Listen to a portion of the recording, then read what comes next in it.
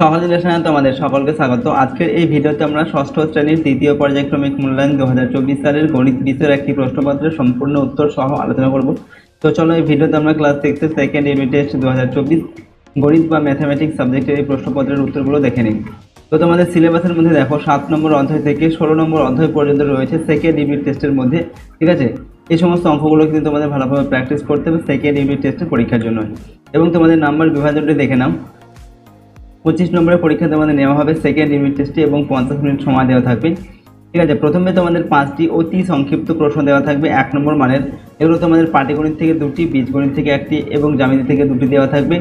এরপর একটি পাটিগণিত থেকে একটা তোমাদের প্রশ্নের উত্তর করতে হবে 2 নম্বর মানের, ঠিক আছে। 2টি প্রশ্ন দেওয়া থাকবে, সেখান থেকে একটির উত্তর লিখতে হবে। এরপর পাটিগণিত থেকে 2টি 4 নম্বর মানের প্রশ্নের উত্তর করতে হবে, 4 দুগুণে 8 নম্বর। এগুলো তোমাদের 7, 9, 12, 15, ঠিক আছে। এই অধ্যায়গুলো থেকে 4টি প্রশ্ন দেওয়া থাকবে, সেখান থেকে 2টির উত্তর করতে হবে। এরপর হচ্ছে বীজগণিত থেকে 2টি 2 নম্বর মানের প্রশ্নের উত্তর লিখতে হবে, 2 দুগুণে 4 নম্বর। এগুলো তোমাদের যে 16 নম্বর অধ্যায় রয়েছে, এই 16 নম্বর অধ্যায় থেকে তোমাদের প্রশ্ন দেওয়া থাকবে 3টি, সেখান থেকে 2টির উত্তর লিখতে হবে। তারপর হচ্ছে জ্যামিতি থেকে 3টি তোমাদের প্রশ্নের উত্তর লিখতে হবে, 3 দুগুণে 6 নম্বর। 2 নম্বর মানের প্রশ্ন দেওয়া থাকবে, 4টি প্রশ্ন দেওয়া থাকবে, সেখান থেকে 3টির উত্তর করতে হবে, ঠিক আছে। তো এরকমভাবে তোমাদের নাম্বার বিভাজন করা হবে সেকেন্ড ইউনিট টেস্টে। তো চলো এখন আমরা এই প্রশ্নপত্রের উত্তরগুলো দেখে নিই। এবং এই সমস্ত প্রশ্নোত্তরের পিডিএফ ফাইল আমাদের সহজ লেসন অ্যাপের মধ্যে দেওয়া থাকবে। অ্যাপের লিঙ্ক ডেসক্রিপশন বক্সে দেওয়া আছে, অথবা গুগল প্লে স্টোরে গিয়ে তোমরা সহজ লেসন লিখে সার্চ করলে সেখান থেকে কিন্তু তোমরা এই অ্যাপটিকে ডাউনলোড করে নিতে পারো। দেখো এখানে কি প্রশ্ন দেওয়া আছে। 1 নম্বরে দেখে নিচের প্রশ্নগুলির উত্তর দাও। 5টি প্রশ্ন দেওয়া আছে, প্রশ্নের মান 1 করে দেওয়া আছে। 1 নম্বর থেকে বলা হচ্ছে 200 টাকার 10% সমান কত টাকা। তো 200 টাকার 10% মানে কি, 200 গুণ 10-এর তলায় হবে 100। এবার এটাকে কাটাকুটি করলে 2টি শূন্য যদি এখানে কেটে দিই, ওপর থেকে 2টো শূন্য কেটে দিই, তাহলে কি হবে 2 গুণ 10, তো 10 দুগুণে 20 টাকা হয়ে গেল। 2 নম্বর হচ্ছে লসাগু এর পুরো কথাটি হলো ড্যাশ। তো লসাগু এর পুরো কথা হচ্ছে লঘিষ্ঠ সাধারণ গুণিতক, ঠিক আছে। আর গসাগুর পুরো কথা কি হবে, গরিষ্ঠ সাধারণ গুণনীয়ক, ওকে। 3 নম্বর দেখে 0.316 এর মাথায় এখানে পৌনঃপুনিক দেওয়া আছে। এখানে বলা হচ্ছে একটি ড্যাশ আবৃত দশমিক সংখ্যা, এখানে শূন্যস্থান পূরণ করতে হবে। এটা হচ্ছে একটি মিশ্র আবৃত দশমিক সংখ্যা, ঠিক আছে। এরপর 4 নম্বর দেখে একটি বর্গক্ষেত্রের পরিসীমা 24 সেমি হলে বাহুর দৈর্ঘ্য কত। তো একটি বর্গক্ষেত্রের কি দেওয়া আছে, পরিসীমা দেওয়া আছে 24 সেন্টিমিটার। পরিসীমাকে 4 দিয়ে ভাগ করলে কিন্তু আমরা এখানে একটি বাহুর দৈর্ঘ্য পেয়ে যাব। তো 24 ভাগ 4 সমান সমান কত হয়, 6। তো 6 সেন্টিমিটার হচ্ছে বর্গক্ষেত্রের একটি বাহুর দৈর্ঘ্য। 5 নম্বর দেখে -15 15 মিটার উপরে ওঠা এর বিপরীত রাশি কি। এখানে কি হবে, 15 মিটার নিচে নামা, ঠিক আছে। 2 নম্বর যে কোনো একটি প্রশ্নের উত্তর দাও। প্রশ্নের মান 2 নম্বর দেওয়া আছে। নাম্বার 1-এ দেওয়া আছে 3.423 এবং 3-এর মাথায় পৌনঃপুনিক দেওয়া আছে, একে সামান্য ভগ্নাংশে প্রকাশ করো। তো কীভাবে করবে, এখানে সম্পূর্ণ সংখ্যাটি আগে এখানে লিখতে হবে, ঠিক আছে। দশমিক এবং পৌনঃপুনিক বাদ দিয়ে তারপরে বিয়োগ, এখানে পৌনঃপুনিক বাদে যে সংখ্যাটুকু আছে, যখন 3 আর 4 আছে, দশমিক বাদ দিয়ে সেই সংখ্যাটা এর থেকে বিয়োগ করতে হবে। তারপর তার নিচে কী করতে হবে, যটার মাথায় পৌনঃপুনিক আছে তোটা 0 দিয়ে পৌনঃপুনিক বাদে আর দশমিক পর যেটা সংখ্যা আছে তোটা 0 হবে, তো একটা 0 বসবে, ঠিক আছে। এবার এখান থেকে এটা বিয়োগ করতে হবে, বিয়োগ করে এটা কাটাকুটি করলে আমাদের উত্তর আসবে 1699/495। এটাই হচ্ছে আমাদের সামান্য ভগ্নাংশ।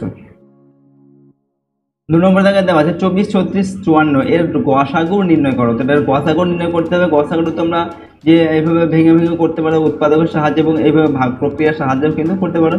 তো ভাগ প্রক্রিয়ার সাহায্যে করতে গেলে কীভাবে করতে হবে, এই 36কে প্রথমে 24 দিয়ে ভাগ করতে হবে। তো 36কে আমরা প্রথমে 24 দিয়ে ভাগ করেছি, 24 থেকে 24 বিয়োগ করে কত হয়েছে, 12 হয়েছে। এবার এই 24টা এখানে নিয়ে আসতে হবে, তো 12 দুগুণে 24 মিলে গেল, ঠিক আছে। এবার এই যে আমরা এখানে 12 পেলাম, এই 12 দিয়ে 54টাকে ভাগ করবো। তো কী করবো, 4 12 48 বিয়োগ করছে, এখানে 6 হয়ে গেল, এই 12টা আসবে এখানটায়, ঠিক আছে। এখানে লিখলে 6 দুগুণে 12, তো আমাদের গসাগু কত হয়ে গেল, 6।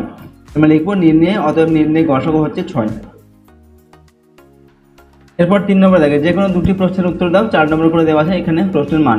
নাম্বার 1-এ দেওয়া আছে অনিল বাবু তার মাসিক আয়ের 22% বাড়ি ভাড়া দেন ও 13% বাজার খরচ করেন।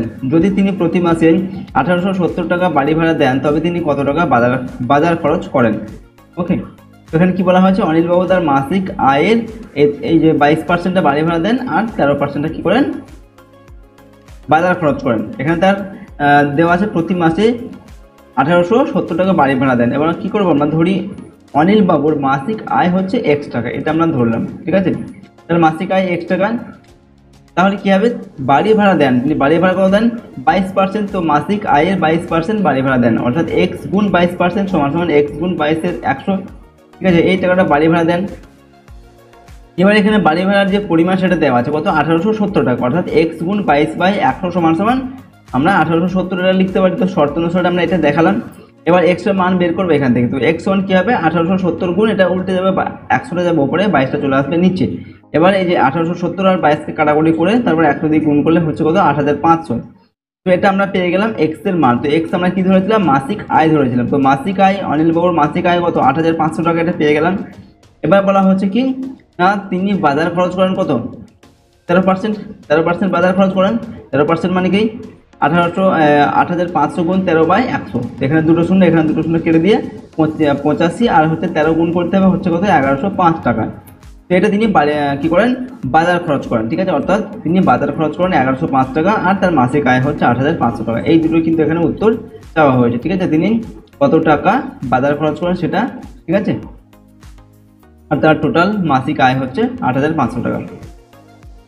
পরের প্রশ্ন দেখো, নাম্বার 2 এ একটি বাগানের দৈর্ঘ্য ও প্রস্থের অনুপাত দেওয়া আছে 3:1, বাগানটির ক্ষেত্রফল দেওয়া আছে 432 বর্গমিটার, ঠিক আছে, এটা হলে বাগানটির পরিসীমা কত? তো আমরা এখানে ধরে নেব বাগানের দৈর্ঘ্য ও প্রস্থের, এখানে বাগানের দৈর্ঘ্য আর প্রস্থের অনুপাত দেওয়া আছে 3:1, ঠিক আছে। এবার আমরা ধরছি কিনা বাগানটির দৈর্ঘ্য 3x আর প্রস্থ হচ্ছে x1 দেওয়া আছে, যেহেতু এখানে অনুপাতে তো আমরা x ধরলাম।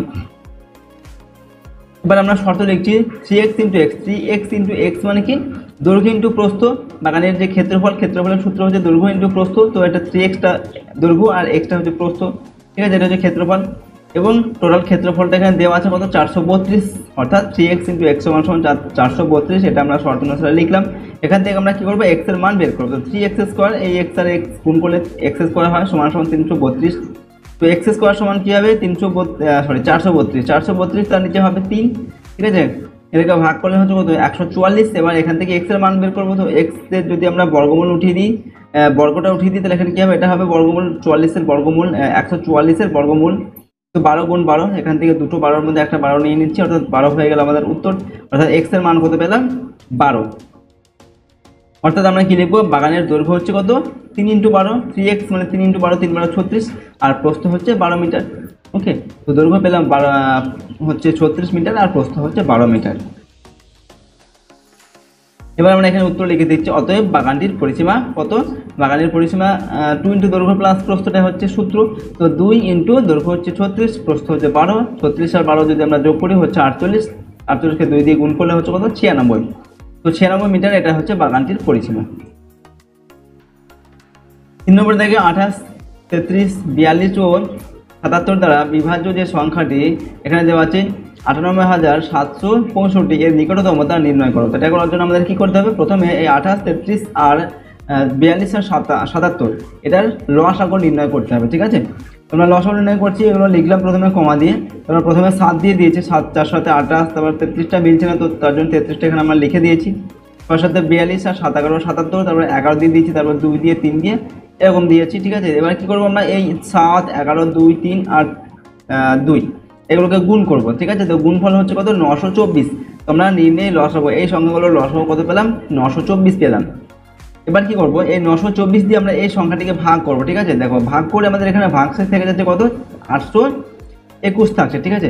এবার এই 821টা যদি আমরা এই সংখ্যার সঙ্গে বিয়োগ করি তাহলে তাহলে এই সংখ্যাগুলো দ্বারা বিভাজ্য হবে, অথবা যদি আমরা এই 106টা এখানে যোগ করি তাহলে কিন্তু 106টা নয়, আমরা কি করবো, হয় এই সংখ্যাটাকে বিয়োগ করতে হবে, আর নয়তো আমরা কি করবো 924 থেকে 821 টাকা বিয়োগ করে হচ্ছে কত 103। এই 103টা আমাদের এই সংখ্যার সঙ্গে যোগ করতে হবে। তাহলে নিকটতম যেহেতু নির্ণয় করতে বলা হয়েছে সেহেতু আমরা 103টা যোগ করবো। যদি 821 বিয়োগ করি তাহলে কিন্তু এর নিকটতম হবে না। তোমাদের যোগফল হচ্ছে 98,868, এটা হচ্ছে আমাদের নির্ণয় সংখ্যা। আমরা লিখবো 28, 33, 42 ও 77 দ্বারা বিভাজ্য যে সংখ্যাটি 98,765 এর নিকটতম তা হলো 98,868। এরপর হচ্ছে 4 নম্বর জায়গায় গুণক দেওয়া আছে 7.26 এবং গুণফল হচ্ছে এটা দেওয়া আছে এখানে। এটা হলে বলা হচ্ছে গুণ্য নির্ণয় করো। তো গুণ্য সমান হচ্ছে গুণফল, তার তলায় হচ্ছে গুণক, ঠিক আছে। গুণফলকে গুণক দিয়ে যদি আমরা ভাগ করি তাহলে গুণ্য পাওয়া যায়। তো এখানে আমাদের গুণফল হচ্ছে এটা দেওয়া আছে, আর গুণক হচ্ছে এটা। তো এটাকে আমরা এটা দিয়ে 7.26 দিয়ে ভাগ করব, ভাগফল হবে 125.84। এটা হচ্ছে আমাদের গুণ্য, ঠিক আছে। আমরা এখানে গুণ্যটা পেলাম 125.84। পরের প্রশ্ন কি দেওয়া আছে দেখো, 4 নম্বর থেকে যে কোনো দুটি প্রশ্নের উত্তর দাও। প্রশ্নের মান 2 নম্বর করে দেওয়া আছে। নাম্বার 1-এ দেওয়া আছে সরলরেখার সাহায্যে যোগফল নির্ণয় করো +15 আর -8। তো এটাকে সরলরেখার সাহায্যে যোগফলটাকে নির্ণয় করতে হবে। তো আমরা এরকম একটি রশ্মি টেনে নিলাম, ঠিক আছে। এবার এখানে আমরা কি করছি, এখানে দেখো এটা হচ্ছে 0 থেকে ডান দিকে যাচ্ছে +1 +2 এরকম করে আমরা +15 পর্যন্ত লিখেছি, আর বাঁ দিকে আসলে কি হবে -1 -2 -3 এরকম হবে। তো প্রথমে দেওয়া আছে +15, তো আমাদের 0 থেকে +15 মানে ডান দিকে যাবে, আর মাইনাস হলে কি দিকে, মাইনাস হলে আসবে বাঁ দিকে। তো +15 মানে 0 থেকে এই যে 15 পর্যন্ত, ঠিক আছে। এটা হচ্ছে আমাদের +15। এরপর -8, ঠিক আছে, অর্থাৎ -8 যেখানে আমাদের শেষ হলো সেখান থেকে এবার বাঁ দিকে আসবো। বাঁ দিকে মানে মাইনাস, তো শেষ হয়েছে আমাদের এখানে, এখান থেকে 8 ঘর বাঁ দিকে আসতে হবে, যে 1 2 3 4 5 6 7 8 এখানে হচ্ছে, ঠিক আছে। অর্থাৎ এটা হচ্ছে আমাদের -8। তাহলে আমাদের বিয়োগফল থাকছে কত, এই 0 থেকে এই এতদূর পর্যন্ত 7 +7 পর্যন্ত, এটা হচ্ছে +7। তো এটাই হচ্ছে আমাদের নির্ণীয় যোগফল। আমরা লিখবো নির্ণীয় যোগফল হচ্ছে +7। নেক্সট 2 নম্বর দেখে -8 এর চেয়ে বড় 4টি ধনাত্মক পূর্ণ সংখ্যা লেখো, ঠিক আছে। ধনাত্মক লিখতে হবে, ঠিক আছে, এবং পূর্ণ সংখ্যা লিখতে হবে। তো ধনাত্মক সংখ্যা কোনগুলো, 1 2 3 এগুলো হচ্ছে ধনাত্মক সংখ্যা এবং পূর্ণ সংখ্যা। তো -8 এর চেয়ে বড় 1 2 3 4 5 6 7 এই সংখ্যাগুলো আমরা লিখতে পারি। যেহেতু 4টি লিখতে বলা হয়েছে, আমরা 4টি লিখলাম 1 2 3 4। এবার 3 নম্বরে দেখেন -5 এর পরম মানটি লেখো। তো -5 এর পরম মানে হচ্ছে +5 বা শুধু 5, ঠিক আছে। 4 নম্বরে দেখে 25 এর সঙ্গে কত যোগ করলে -42 পাওয়া যাবে। তো এখানে কি বলা হচ্ছে, 25 এর সঙ্গে কত যোগ করলে -42 পাওয়া যাবে। যদি বলা হয় যে 10 এর সঙ্গে কত যোগ করলে 15 পাওয়া যাবে, আমরা কি করব, 15 থেকে 10 বিয়োগ করব। এক্ষেত্রে আমরা কি করব, এই -42 থেকে 25 টাকা বিয়োগ করব, তাহলে কিন্তু আমরা উত্তরটা পেয়ে যাব। তো -42 বিয়োগ -25, তো এটা দুটোই কিন্তু একই চিহ্ন, তাই কি হবে, যোগ হয়ে যাবে এবং চিহ্নটা কি হবে, মাইনাস হবে। তো -67 হচ্ছে আমাদের উত্তর, ঠিক আছে। তো এখানে আমাদের নির্ণয়ের সংখ্যা হবে -67। 5 নম্বর থেকে যে কোনো 3টি প্রশ্নের উত্তর দাও। প্রশ্নের মান 3 নম্বর করে দেওয়া আছে, ঠিক আছে। 3 দুগুণে 2 নম্বর করে 3 দুগুণে 6 নম্বর। তো নাম্বার 1-এ দেওয়া আছে শঙ্কুর চিত্র আঁকো এবং শঙ্কু আকৃতির ঘন বস্তুর উদাহরণ দাও। এখানে আমাদের একটি শঙ্কুর চিত্র আঁকতে হবে। এরকম আমরা একটি শঙ্কুর চিত্র আঁকলাম, এটা হচ্ছে একটি শঙ্কুর চিত্র, এবং একটা বলা হচ্ছে কি শঙ্কু আকৃতির ঘনবস্তুর উদাহরণ দাও। তো শঙ্কু আকৃতির ঘনবস্তু কোনগুলো, যেমন রাজমিস্ত্রির ওলং, ঠিক আছে। এটা হচ্ছে একটি শঙ্কু আকৃতির ঘনবস্তু, ঠিক আছে, অথবা যে টিনের যে চাল, গোলার যে চাল, ঠিক আছে, এগুলো হচ্ছে শঙ্কু আকৃতির ঘনবস্তু। এরপর 2 নম্বর দেখে আয়তঘন ও ঘনকের মধ্যে পার্থক্য কি। তো আয়তঘন আর ঘনকের মধ্যে পার্থক্য কি না, ঘনের দৈর্ঘ্য, প্রস্থ এবং উচ্চতার পরিমাপ আলাদা আলাদা হয়, কিন্তু ঘনকের দৈর্ঘ্য, প্রস্থ ও উচ্চতা সবগুলি সমান। অর্থাৎ ঘনকের যে দৈর্ঘ্য, প্রস্থ, উচ্চতা সবই সমান, কিন্তু আয়তঘনের দৈর্ঘ্য, প্রস্থ, উচ্চতা সবগুলো হচ্ছে আলাদা আলাদা হয়। এরপর 3 নম্বর দেখো, এখানে বলা হচ্ছে এমন একটি ঘনবস্তুর ছবি আঁকো যা একটি বক্রতল ও একটি সমতল দিয়ে গঠিত। তো একটি ঘনবস্তুর ছবি আঁকতে হবে যার একটি বক্রতল রয়েছে আর একটি সমতল রয়েছে। তো আমরা এখানে আঁকছি শঙ্কুর একটি চিত্র আঁকছি। শঙ্কুর নিচের যে তল সেটা হচ্ছে কি সমতল, এবং যে পাশের যে তল সেটা হচ্ছে বক্রতল, ঠিক আছে। তো একটা শঙ্কুর চিত্র আমরা এখানে এঁকে দেখালাম। এরপরে হচ্ছে 4 নম্বর দেখো, এখানে বলা হচ্ছে সমরেখ বিন্দু বলতে কি বোঝো, চিত্র এঁকে দেখাও।